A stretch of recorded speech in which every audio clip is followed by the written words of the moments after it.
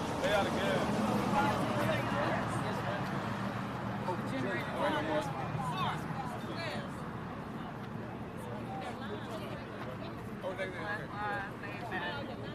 no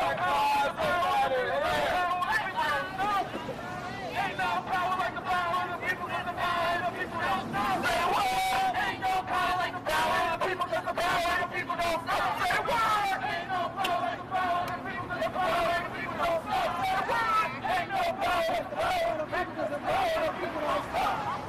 Ain't no power like the power of the people, got the power of the people don't stop. Say what? Ain't no power like the power of the people, got the power of the people don't stop. Say what? Ain't no power like the power of the people, got the power of the people don't stop. Say what? Ain't no power like the power of the people, got the power of the people don't stop. Say what? Ain't no power like the power of the people, got the power of the people don't stop. Ain't no power like the power of the people, got the power of the people don't stop. Ain't no power like the power of the people, got the power of the people don't stop. Ain't no power like the power of the people, got the power of the people don't stop. On me right now? It's all good. I say, hey, hey, oh, this new Jim Crow has got to go, hey, hey, oh, this new Jim Crow has got to go, hey, hey, Somebody come in with the ball. has got to go, hey, hey, this new Jim Crow has got to go, hey, hey, this new Jim Crow has got to go, hey, hey, this new Jim Crow has got to go, hey, hey,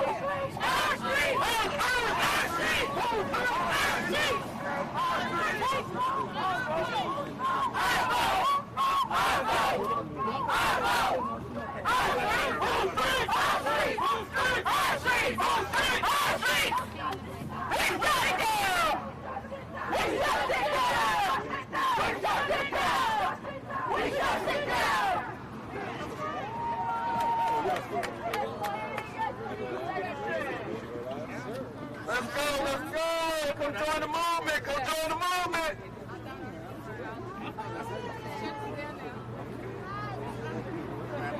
Yeah, we're out.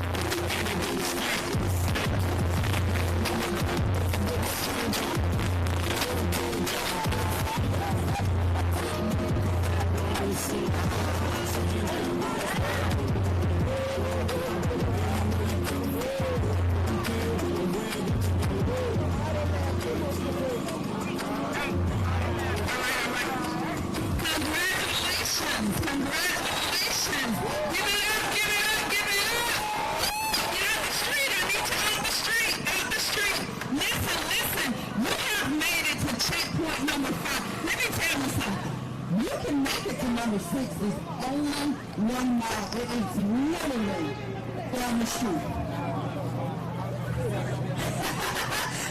I promise. I'm not doing you like Cliff did. I promise. It is a mile. Now let's give it up to Miss Barbara Evans and Mrs. Deborah.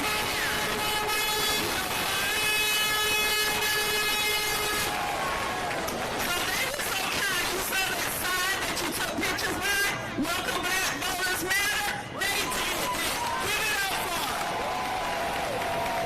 All right. So raise your hand if you want to tell us by now. Okay, nobody. All right. Yeah. Okay, so if you want to stop, we have 1 more mile, then you can. And we'll have shuttles to pick you up from here. If not, then we're gonna keep on marching. Is that good? Yeah. I promise. Listen to me. I don't know what Cliff told you. It is literally 1 mile. I promise. Okay? All right, let's keep going, guys. Come on. We can do this. We don't have to stop. Don't stop, won't stop. Come on. Let's not stop. I mean, literally. Don't stop. We're gonna rest for 1 minute, y'all, because Reverend Mark asked us to.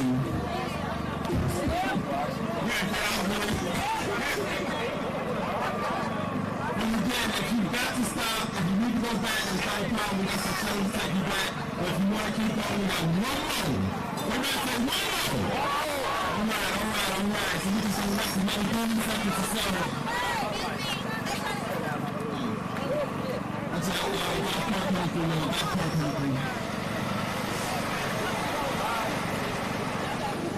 So we got rest just another 30 seconds. Grab some water over there. In about 25 seconds, we'll keep it moving. Because Dion said it. Need water?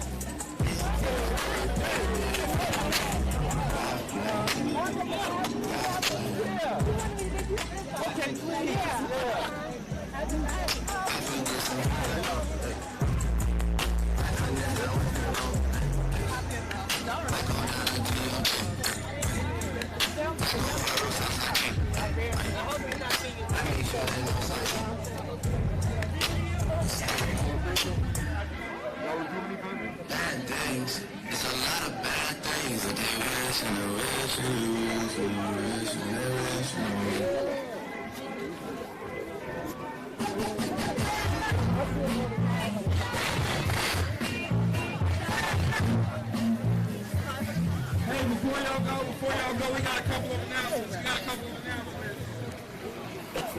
First off, everybody,